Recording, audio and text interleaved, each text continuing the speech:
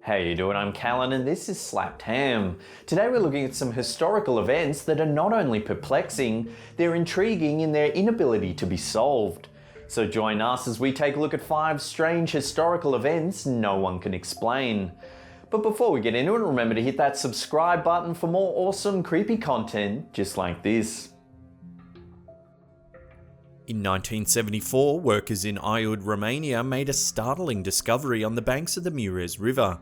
Buried in the sand at a depth of approximately 35 feet were 2 mastodon bones that have been dated to around 2.5 million years old. While this discovery by itself is a marvellous find, what was found buried near the bones is what was really astounding. Workers found an aluminium wedge at the same depth that the mastodon bones were found. Archaeologists have examined the wedge and determined it was made of aluminium alloy consisting of 12 different elements, including aluminium, copper, zinc, silicon, cadmium, nickel and cobalt, and weighs around 5 to 6 pounds. Geological evidence suggests that the wedge is approximately 11,000 years old, but the oxidized coating on the wedge dates to around 300 to 500 years old. This has baffled researchers because aluminium doesn't typically naturally occur, and the ability to create aluminium wasn't discovered until 1808, requiring 1,000 degrees of heat in order to produce it.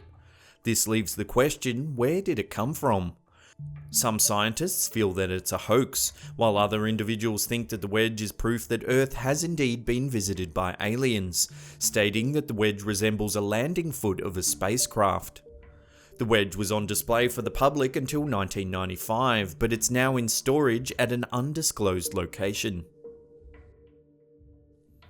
The case of the Hinterkaifeck murders is a story filled with murder, mystery and intrigue. On March 31st, 1922 at Hinterkaifeck, a farm located near the Bavarian town of Grobern, Andreas Gruber, age 63, and his wife Kazilia, age 72, along with their daughter Victoria, age 35, and grandchildren Kazilia, age 7, and Joseph, age 2, were all bludgeoned to death with a mattock. The Gruber's maid, Maria Baumgartner, age 44, was also killed. The case has never been solved, and there are many menacing circumstances surrounding the case. Around a week before the murders, Andreas Gruber spotted footprints leading from the forest up to the farm. What was really troubling was the fact that there were no tracks leading away from the farm. Gruber mentioned this to his neighbours, going on to say that he heard what sounded like footsteps up in the attic. Gruber also found a newspaper on the farm that he didn't purchase. Finally, Gruber's house keys disappeared shortly before the murders. While he mentioned these occurrences to neighbours, he never reported any of these events to the police. There's a possibility that there may have even been an intruder around the farm even earlier than when Gruber noticed all the strange occurrences mentioned above. Approximately 6 months before the murders, the previous maid abruptly quit, telling the Grubers that the farm was haunted. The new maid, Maria Baumgartner, was unfortunate in her employment. The day of the murders was her first day on the job. There's no way of knowing exactly what took place on March 31st. It's speculated that the Grubers, along with their daughter and granddaughter, were all coaxed into the barn one at a time and then killed with a mattock. The killer or killers went into the house and killed Maria Baumgartner in her sleeping quarters and little Joseph in his bed. It was almost a week before the bodies of the victims were discovered. Neighbours saw smoke coming from the chimney of the homestead, and the livestock had been attended to regularly. It was only after it was noted that the mail was piling up and the granddaughter, Kazilia, missed several days of school, that neighbours stopped by the farm to check on the family on April 4th. While over 100 individuals have been questioned in relation to the Hinterkaifeck murders, no suspect has ever been named and the case remains unsolved.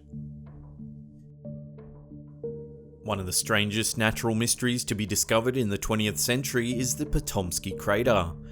In 1949, geologist Vadim Kolpakov began an expedition to Siberia, travelling into uncharted areas despite warnings given to him by the Yakut people who resided in the region. The Yakut told Kolpakov that an evil place existed deep in the heart of the forest that was avoided by all, including even the local wildlife. They referred to this area as the Fire Eagle Nest, and stated that those who ventured into this location often began to feel sick, and that in some instances people just disappeared without a trace.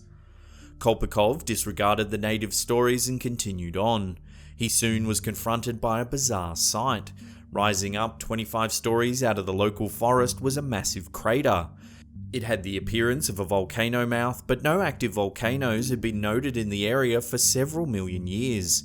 The formation seemed to be recent, approximately 250 years old, and this estimate was later confirmed by the dating of the trees that grow around the crater.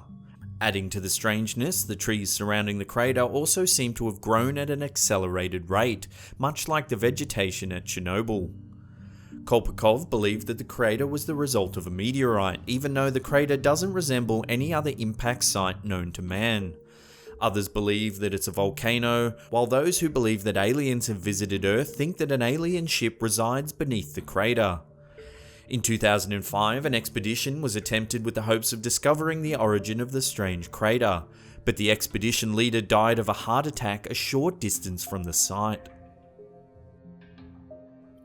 On June 30th, 1908, at around 7:17 am, Russian settlers living and working in the hills northwest of Lake Baikal witnessed the strange sight of a brilliant bluish light streaking across the sky. Approximately 10 minutes later, there was a loud explosive sound that seemed to move from the east to the north, with a massive shock wave accompanying the sound that shattered windows and knocked people to the ground, hundreds of kilometers away. The blast and shockwave also flattened around 80 million trees, destroying 2,000 square kilometers of local forest. No one really knows precisely what happened that morning in 1908. Some scientists think that the explosion was caused by a meteor strike. It was thought to be 1,000 times greater than the atomic bomb that was dropped on Hiroshima, yet there's no crater in the vicinity that the explosion occurred. It's interesting to note that the explosion left the skies lit up for several days after the event occurred, and this light was visible across Asia and Europe. While the Tunguska event is technically listed as an impact event, there's no proof that a meteor ever fell on that day. One theory suggests that the event was caused by a comet rather than a meteor. Comets are composed of ice, unlike meteors, which are composed of rock. If the object that streaked across the sky was a comet, it would have likely disintegrated when it reached Earth's atmosphere.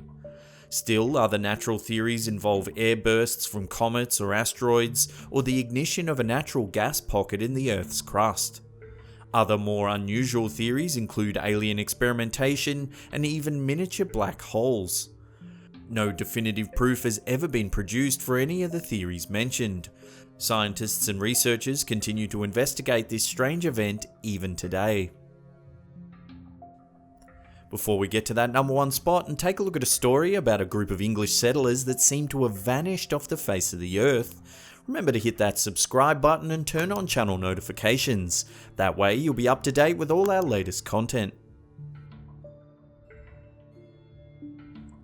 In 1587, a small group of English settlers were taken to Roanoke Island, a barrier island that is part of the Outer Banks of North Carolina. The settlers found life in their new home to be particularly hard. Food was scarce and some of the local natives were openly hostile. The settlers themselves were not particularly suited to the new life they had chosen, and fatigue as well as disease began to take its toll almost immediately. John White, who had been named the mayor of Roanoke, opted to leave the settlement to return to England, to request additional settlers who had the practical experience needed to make the colony a success, as well as additional resources and supplies. White left his wife, child and grandchild behind at Roanoke. It took him 3 years to make his way back to the colony, due to inclement weather as well as the Anglo-Spanish War. When White finally made his way back to Roanoke, the settlement was deserted. White had left behind 90 men, 17 women and 11 children, but there was no sign of anyone in the vicinity. There was also no sign of struggle or an attack, and the only clue left was the word Croatoan carved into a nearby tree. White and his crew couldn't continue to search due to an impending storm, and they had to return to England without any idea of what had happened to the lost colonists. Sir Walter Raleigh set out in 1602 to attempt to find out what had happened to the colonists, but once again the weather interfered and Raleigh and his crew never even landed on the island. A final attempt was made in 1603 by Bartholomew Gilbert, but bad weather forced them to land in an unidentified area. The landing party, as well as Gilbert, was killed by Native Americans on July 29th. Claims have been made that the colonists were killed by the Powhatan tribe, but no evidence has ever been found to support this. Another popular theory is that the colonists integrated with the Croatoans as well as other native tribes, and that perhaps the enigmatic message, Croatoan, was an attempt to notify John White that they had gone to the tribe for help. Unfortunately, no DNA evidence has ever been produced that would support this theory, and the fate of the Roanoke colonists still remains a mystery even today. Well, that's it for another episode. Thank you so much for watching. If you can't get enough of the old slapped ham, there's an embedded link there, or there's some links to some playlists in the description box below. Slap that thumbs up button as it really helps us out. And that's it for me. I'll see you all next time.